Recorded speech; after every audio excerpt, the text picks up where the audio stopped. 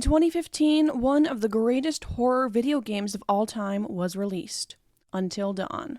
The game follows 8 main playable characters during their annual trip to a winter cabin up in the mountains. They come across a few different horrors and life or death situations and have to literally make it until dawn, as that's the earliest they're able to be rescued from the nightmare they're living. I was 10 years old when this video game was released, and 10 years later, the Until Dawn movie in 2025 has been released. I hope you guys are ready.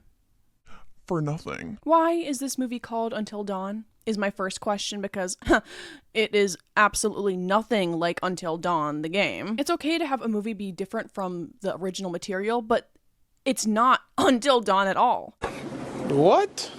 I remember watching the trailer in theaters when I went to go see a different movie, and the feeling that I experienced was pretty much equivalent to opening up a refrigerator to see no snack waiting for me inside. I also noticed that none of the actors looked even remotely like their in-game characters, so I looked up who was playing who, and well, it all made sense. I'm sorry, Clover? Melanie? Abe? Galorwitch? Who are these people? Where is my homeboy Chris? What happened to Matt? You're telling me I won't see Sam running in a bath towel? I want my money back! Don't even get me started on the plot. Do you remember the amazing opening scene from the video game? Hannah and Beth falling off the cliff? Well, the opening scene to this movie is even better. I'm kidding. It's absolutely nothing like the video game. Instead, we have some new character named Melanie trying to escape some dark force at the beginning. Just as she thinks she's in the clear, the killer pops up, she begs she doesn't want to die again, and then she gets killed.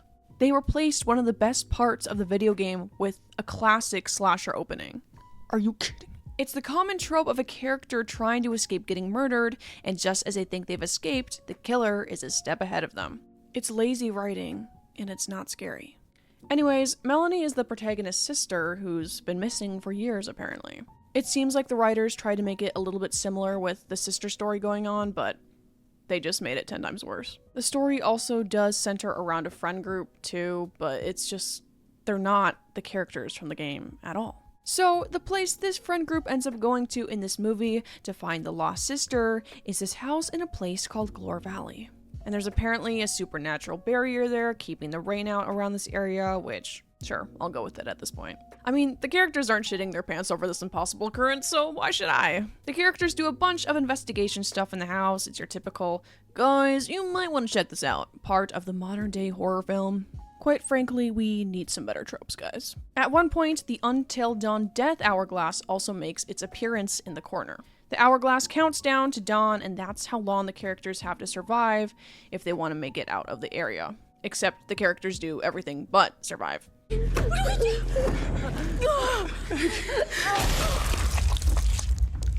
The first death that happens in the film is Abe getting sliced clean in half by a masked guy. I'm guessing it's supposed to be a tribute to the scene where Josh gets sliced in half by the saw blade in the game, but this version is way less exciting and just so random for the scene. The mask also looks like Josh's from the game, but unlike how Josh wasn't actually killing anyone, this guy ends up murdering the whole friend group. Everyone dying is what causes this hourglass to reset, meaning that their time until dawn also has reset. Oh my gosh, guys, wait. Until dawn? Get it? Until dawn! My next video will be my apology for doing that. That was really bad. So yeah, basically, it's a death loop scenario because everyone spawned back where they were when they first found the hourglass. When you have a horror movie that eliminates the consequences of death, it takes away the risk factors that make you anxious for the characters. Knowing that they can't actually die and that they are just stuck in a loop, it zaps away the horror for the next few scenes. Oh, brother! Which is the worst thing you can do for a horror movie. What are you doing? What are you doing? That's one of the reasons why the game was so scary. You couldn't go back after a character died. The movie tries to redeem that element by having Clover run into that Galore witch who tells her what they must do, survive the night or become part of it, so essentially there's now an amount of times a character can die before they lose themselves or become monsters. They tried. I'll give them that. It's the closest thing to the game's progression of the characters becoming Wendigos. So I will give a small applause to that. I think it would have been great if they all ended up turning into that kind of entity, but that's not usually how modern horror works. At one point, Max ends up finding a tape that shows a human to monster progression, and that's when the characters discover that that's what's going to happen to them. And later, when Clover ends up finding Melanie, she sees her sister is in that state of being a horrific creature that can't be saved. Anyways, they all die again, and even though we've only seen 3 death rounds, the characters discover that they've died a total of 13 times. Yep, the movie just skips to them having died 13 times, even though we've only seen 3. You know what? Sure. Whatever you say, Papa. They do end up discovering the mastermind and the origin behind everything that's happening at Glore Valley.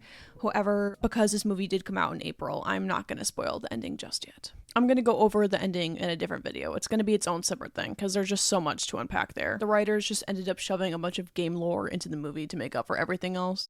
It was very messy. Would I recommend this horror movie? No. I just didn't have any sympathy for the characters. One of the biggest mistakes that writers make when creating their characters is forgetting to add depth. They forget how to create genuine likability. This typically happens when the plot is just things happening to our characters. No lessons that make us think, no big realizations that make us look within ourselves, just cookie-cutter scripts and a half-done sister relationship. Yeah, sure. Clover's sister is missing.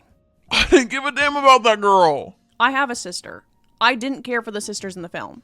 In the game, when we see Beth run after Hannah into a snowstorm after her sister just got humiliated in front of her friends, and then have to hold on to her dangling off the edge of a cliff, immediately you know these characters love and care for each other.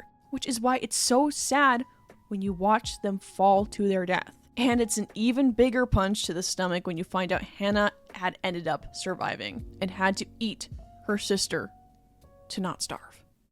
Gagged. Amazing. Oh, Until Dawn, the game. That is how you write horror, folks.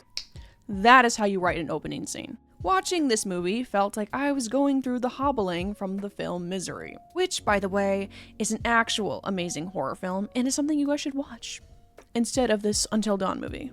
I'm kidding, it wasn't that bad, but there is better art out there for you to consume. Until Dawn is my absolute favorite horror video game, which is why I was just so disappointed with this movie. But, c'est la vie. We move on. Thank you guys so much for watching this video. If you liked it, feel free to hit that like button, and consider subscribing if you haven't already. As always, Memento Mori and sweet dreams. Slay.